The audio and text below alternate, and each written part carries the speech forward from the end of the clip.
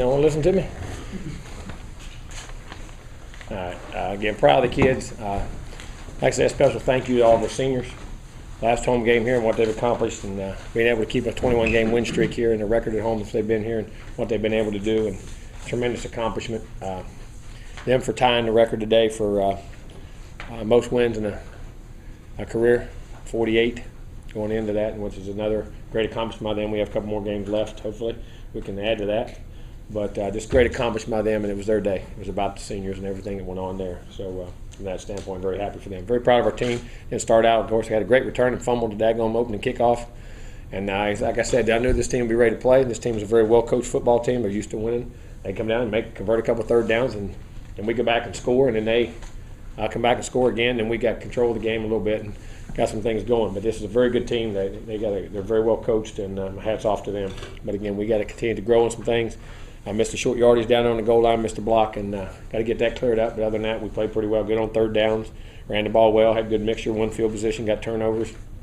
Everything was pretty good in that regard. So look at the film, but getting ready to get down and play the Gators next week, and hopefully wind this regular season up and get healed up and get ready for a bowl game. But very proud of the guys, the way they competed and what they're doing, and looking forward to this week. Questions?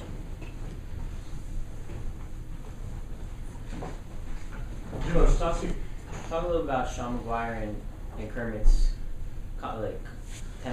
I mean, the throws and the reads were going that way, and Sean stood in there. And I'll tell you what, the one throw he made for a touchdown was a hot read off the backside. He knew the blitz was going to get there. Instead of hotting on the backside, he knew he had a chance to make a big play on the front side. They took his first options away, and he went to number 3 to Kermit on that drag and took a shot, made a throw, and scored a touchdown, which was a big, because that was right after a turnover on the third down in the red zone, which is very critical. Boy, I mean, played really well, and they seemed to have a good hookup. But, so in 15, we didn't give as many balls to Bobo, but that was just the design of what happened on their defense. Didn't get the ball there. But I'm very proud of those guys and what they did there. They're hooking up very well. How did Sean come out of that game? He took some shots. He's fine. Like a football player. He seem to do a real good job of standing in there to the last. Oh, he does. He does. Sometimes, like I say, I wish he'd get rid of it just a hair quicker. I tell him every now and then. But he does. He tries to make plays, but played an outstanding game, made good decisions for the day, threw the ball well on third down, got the ball down the field well, did a nice job. Jimbo, you talked about playing the Gators next week. Can you talk about the importance of the game going down there, a rival game, trying to upset them, being a better placement maybe for your bowl prediction? Talk about what all this means next week. Well, you just about did, so that answers all that question. No, you're right. All those things on the line, I appreciate it. No, and first of all, it's a Florida State game. Don't matter if you're both 0-10. You got to go line up and play 0-11, whatever you are. I mean, this is one of the reasons you come to Florida State to play in a tremendous rivalry. Jim has done an outstanding job with those guys. They've had an outstanding season. I mean, they're 10-1, we're 9-2, and that's the way Florida State should be. You should be back in teams are in that top 10 significant game, and has a lot of implications. They're going on to play an SEC championship game, have a chance for a big goal. We can win that game and have a chance to be on New Year's Day or BCS or whatever they call them things, playoff bowls and all that stuff. There's a lot of implications. A 10-win season, double-digit wins. There's so much to play for. But it's Florida State, and if that's not enough, then we got problems. But they have an outstanding program, have tremendous respect for them, and that's one of the toughest places in ball to play. It's a hard place to get down there too, but our kids are winning. We have to get them ready and get up to the challenge and be ready to play. But that's one of the reasons you come to Florida State, to play in that game. Jimbo, Jimbo, you said you wanted the players to prove they deserved to wear the black uniforms. How did they do that during this week? Okay, they practiced as well. We practiced well. We really did. We practiced well.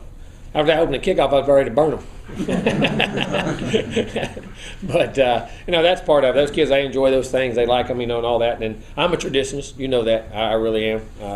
I wouldn't care if we wore the uniforms from 1942. Everybody stayed the same all the way up through. That's just the way I am. But, I like those kids. They play well, and they deserve them. They practiced in them, and, it's something we have here. So. Do they ask, every week? Or how does that? They used to. After a while, getting told no, look on my face. But they like all that stuff. It's just the modernization of kids today. But I think that's great. But I think we got to be careful. It's not about the uniform. That's what I keep trying to tell them. But it is what it is. Jimbo, you mentioned senior day and kind of the emotions that go into that. Was that maybe part of the reason for a slow start? Was that something? No, Kermit was a junior. So he wasn't emotional. He just tried to stiff arm the guy. I said, your arms are 3.5 inches long, so why would you even try to stiff arm somebody? The guy knocked it out, and I was giving him a hard time about it because he is shorter than me. Write that in the paper too. Make sure you write that. All right, but no, it was just a freak play. I mean, he made a great return. The guy popped the ball out, you know. But again, that's a good football team. I mean, I said that, guys, don't come into these games thinking. I mean, you look at there was another upset today of an FCS school against a major Division I school. I mean, guys, those are good and those teams are used to winning.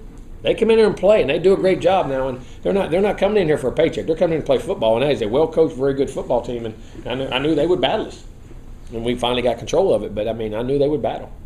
With that in mind, were you pleased with the efficiency you guys played with? I did, especially offensively once we got going. I mean, I think we scored 8 drives in a row, something like that, or I may be wrong. I haven't had a chance to buzz. It was in my head there.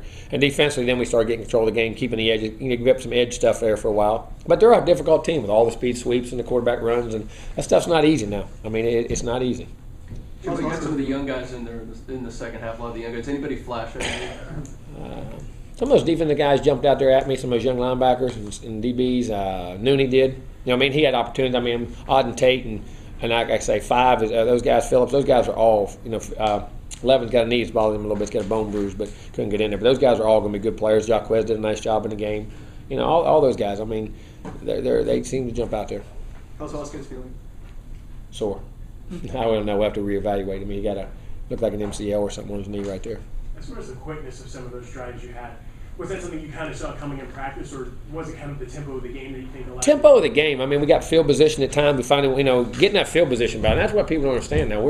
We've started to control that field position battle the last 3 or 4 or 5 games a lot better than we did before starting back so much, and it's easier to score points. And then we hit the big strikes. So when they blitzed and they did come at us, we were able to find the holes, and our guys were able to finish. And Sean, like I said, stood in there on a couple of blitzes and took shots. And you know, that's somebody's band's going to play, their band or your band, and he was able to do that. So. Well, it's keeping with the efficiency. It seems like there was only, one false start penalty on the offensive line today. I'm gonna beat on every piece of wood I can. A, what's changed in the last week? And B, do you think this is maybe a sign of things? I threatened him. I've threatened him.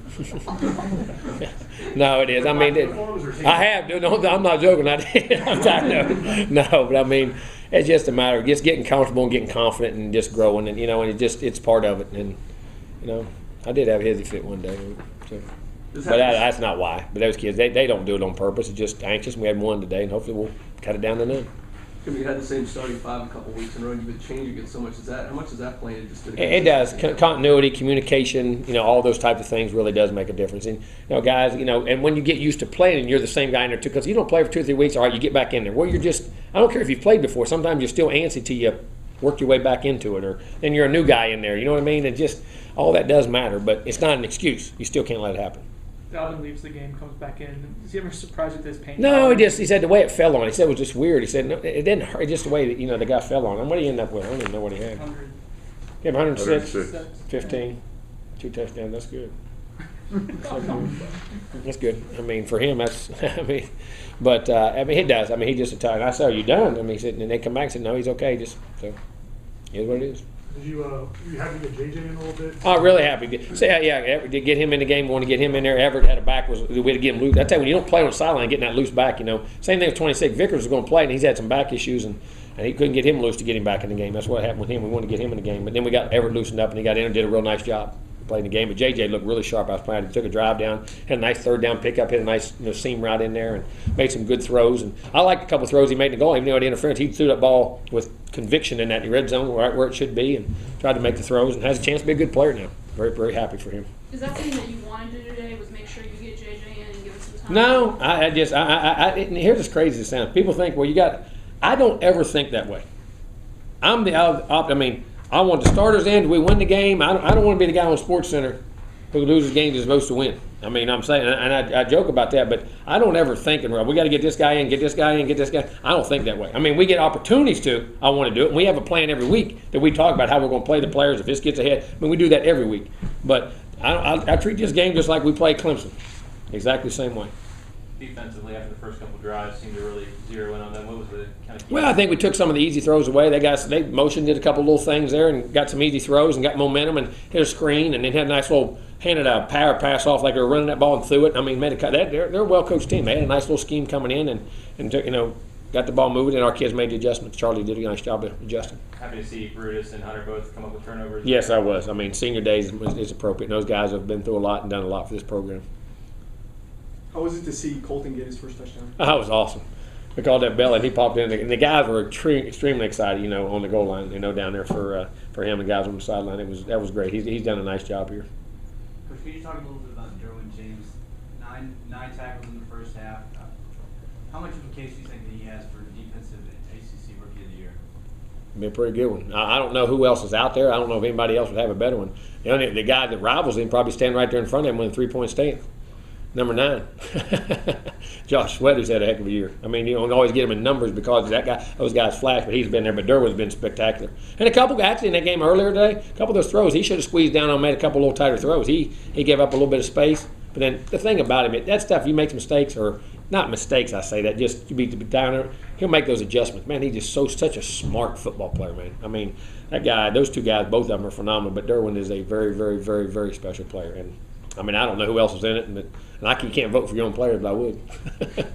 Two more. Florida State, Florida is always a big game, but the fact the records this year, both teams are having great years, is it kind of think it ends up a little bit? Yeah, I think it definitely does because of bowl implications, what's going on, where you could end up. I mean, they still got a shot to work through in a playoff situation. I mean, it's a great win against us. They got Alabama coming up.